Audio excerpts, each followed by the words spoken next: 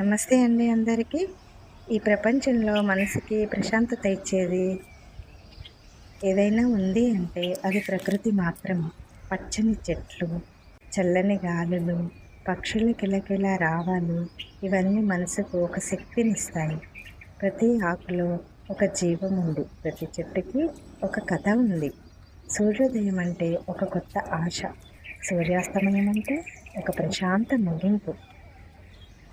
పక్షుల కిలకిల రావాలు ఉదయాన్నే మరింత అందంగా చేస్తాయి. ఒకసారి ప్రకృతిలో గడిపితే జీవితం ఎంత అందమైనదో అర్థమవుతుంది. వినండి ఈ పక్షుల కిలకిల రావాలు.